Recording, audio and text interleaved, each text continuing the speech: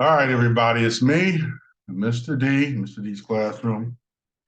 Today I'm going to talk to you about these discharge and debt using these coupons and getting rid of these credit cards because that's mostly the stuff that I'm helping people do now. And I'm telling you, I just want you to understand that this is something that I cannot do for you. I mean, we can do step by step in private and I can show you how, but there are certain things that I may leave out just so you have to learn how to do this because you have to learn to stand your ground and you've got to be critical. I mean, I say this all the time, but you've got to get to the point where you become a critical thinker and a problem solver. And I say this today because what I went through with my discharge, with the credit cards I discharged. So let me adjust this real quick. So when I discharged those credit cards I did a coupon, I sent it back, I had everything certified, I had everything notarized, and I sent this back to them. And soon I started to get letters and oh, you're getting late, you're not paying your debt, whatever, coming from these companies. And pretty soon, um, they did accept them because they eventually they came off my credit. And when I submitted all this stuff, and I quit making the payments, my credit score dropped, low to mid 400s. That's where it went from seven in the mid sevens down to 400. But I just totally just wiped out, 22 to 20 to $30,000 worth of debt I had with these credit cards. So when all this went through, my credit score came back up to the high sixes. And it wasn't back to where it was before. And I'm looking at this and I'm saying, okay, so now I pulled a credit report with Credit Karma. And I'm looking at my credit report, and this is personal credit report. I'm looking at it and it's saying that I have perfect credit. There's no collections, no late payments, no charge offs. There's nothing like that. It just shows that I have, two accounts open that are in good standing. So I'm going, well, my credit score should be a lot higher than it is. So I decided to look into this and I ordered an annual credit report from the three different credit bureaus. And what I found out is that, the system, I don't want to say it's evil, but man, if you don't watch your back, it's like having a best friend is just trying to become you, try to get to you. Because so I look at this and I get to page 4. I think it was on Experian credit report. And I look at page 4 and I look down and I said, okay, wait a minute. They had all 4 companies that I discharged on my credit report back on, and they had them on there. And the title of it says, these could be affecting your credit score. And they're in red and they say current. So Credit Karma didn't show this, but you go to your regular credit report, it doesn't, it's not on the first, second, or third page. It's like, I don't know how extensive your credit is, but it was set back on like the third or fourth page. So I'll just say the fourth page for the sake of it. And I look back there and there it is in red. And it's showing that this one is 90 days late. This one is 120 days late. And I mean, all these late charges. And I'm like, these late filings on there. And I'm saying, this was supposed to have been discharged. So it's not showing up on my Credit Karma credit report, but it's showing up on the other ones. So what you have to do when they do this, now that's fraudulent. And you can hit them with racketeering, mail fraud. There's all different things, rules, laws you have to think of. But what you want to do is you want to pull your annual credit report and go to those back pages and look what is still on your credit report. And then go to the CFPB, and that's the Consumer Financial Protection Bureau, and file a complaint, file all your charges through that. You can do that.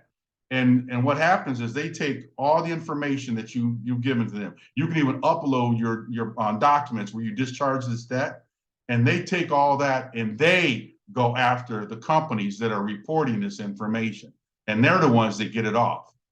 So I say this just so that you guys understand that this is an ongoing process. This is, you're in a game, a board game that never ends. And they're not trying to make this easy for you. That's why, when I talk to people about processes, I don't do step by step online. I refuse to do it because it's like a football game. I always use scenarios about football because I love football. Seahawks, all right. Anyway, it's like playing a game where if I'm going to run a certain play, am I going to stand up and tell the defense, my game plan, what I'm going to do? No, I'm going to sit in private, talk to my teammates, or, call a play at the line of scrimmage, call a check with me system. You call a play at the line of scrimmage, and then you run that play. But if you're going to run a play and you see a linebacker or a safety go from a cover 3 to a cover 0, and you got a match up on the right-hand side with a tall receiver and a receiver with a big, high vertical jump and a short receiver that is fast but not as physical as your big ball player, you call an audible, you throw that ball to him. So that's the same way this whole system works when you're dealing with this government and these companies. You don't sit out there and tell them what you're going to do. And that's why you don't see me put this out in the public like this. And that because the more you do that, the easier it becomes for them to pick up your strategies, what you're going to do. And if you pass it on to somebody else, it may work for you and the first 5 people to do it. Then after that, they're going to put up roadblocks for the other people. And so that's why I tell people, if you want to talk to me, we do this in private. I'll tell you, you can do it. And I believe that you need to get the knowledge. You got to get down in the trenches and learn, this stuff. You got to learn different moves to make. They make a move, you counter the move. And that's what I want to talk to you about with this whole credit thing. When you discharge a debt, it's discharged. Now you just have to make sure it comes off your credit. Forget about the companies after that, because they can't sue you. There's nothing they can do once you send them that note. And if I'm gonna go into everything. I was gonna say something else, but anyway, that is done. So your goal now is to find out, well, let's make sure this is done. You want proof, you're gonna get the proof yourself. Now what you wanna do is you wanna order one of your credit reports, you look at it. And if you go through that credit report and that stuff is off there, there's your proof right there. If it isn't, then what are you gonna do? That's why I told you about the CFPB. That's the next step you take. You see what I mean? When a critical thinker starts here and he follows his own consciousness, you follow what you believe will work. And the more you know about this game, the better you can play it. And that's why I don't do stuff for people anymore. I used to, I don't do that anymore. If you want to learn how to do this, you hit me up. And I told you, I got my Cash App. You hit me up on the Cash App. Or some people just send me an email and I do a quick, I'll give you an example of how to discharge or get rid of a certain debt. But then if you want more information, you're going to have to Cash App me, at $capital Dana, D-A-N-A, at 3159, my numbers anyway, when I play. So, and that's how it's going to work. I'm going to talk to you in the private. You don't put your stuff out there in the public because it's just like me playing football and I go back and we're getting ready to run a play and I go, oh, hey, linebacker, we're gonna run a 34 isolation. So that's a 3-back getting the ball going through a 4-hole. So that linebacker's the middle linebacker, that's the B gap for him. So he just takes a step over, boom, and he just kills my whole play. And that's because you're projecting what you're gonna do. And that's what's important about all of this stuff that we do. You learn in private, you administer what you need to do in private, you talk to people you want to help in private, and to me, that's the public and private. And so I work with a lot of people that have done so many different processes. They become SPC, and it's not a knock on people that, promote secured party creditor, but I've never looked at anywhere their documents where there's such thing as a secured party creditor. There's a secured party. I don't know about a creditor. But anyway, these people have done all these processes and they're coming to me. They've, gone through, I don't want to say names because I got a lot of people that call me that have gone through authenticated birth certificate and all these other things, which I think does have some value. I just haven't done it because what I do works for me. And that's probably why my processes work for me, because they know me and I've done it all the time. I mean, I've been doing it for a long time. But for you, I mean, the people that are contacting me now are people that have done all this stuff.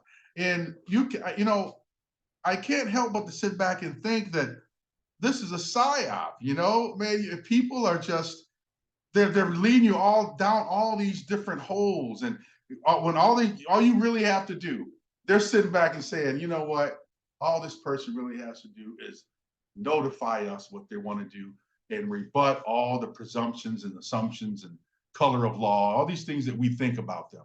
That's all they have to do, and put it in public so we can see it, so we can pull it up when we ever want to take them to jail or arrest them. But that's what it is. But people get caught up into, well, I did this and I did that, and this person says that, and this person is doing this, and everybody has a different process, and they just put it out for the government to see. And so that's why things don't work for you.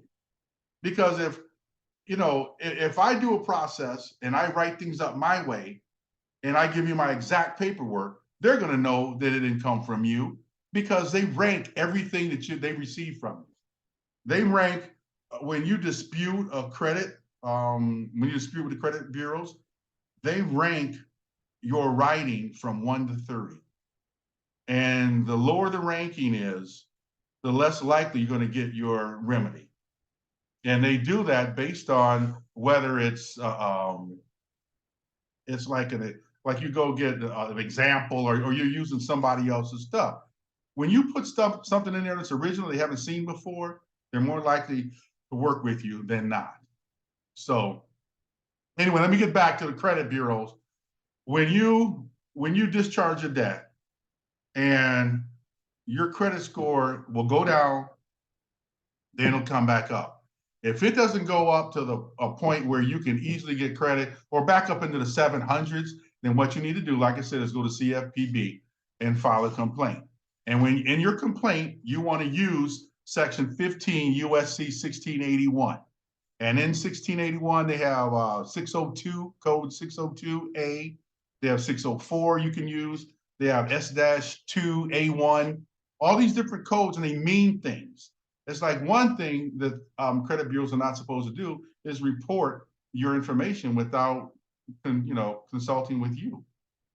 They can't report untrue information. They can't, things that, you have to. Okay, let me back up. They can't report it, but they do. That's why you go to CFPB, because what they'll do is they'll make them follow the law, and they'll remove all that stuff off your credit report. And so that's what I'm saying, how you're going to fight these credit bureaus when it comes down to you doing your discharge, which you have the right to do under HJR 192 and Public Law 73-10. You have the right to do it.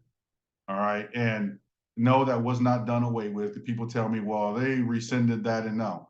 They can't rescind something without giving you something, and they've got to give you something of equal value.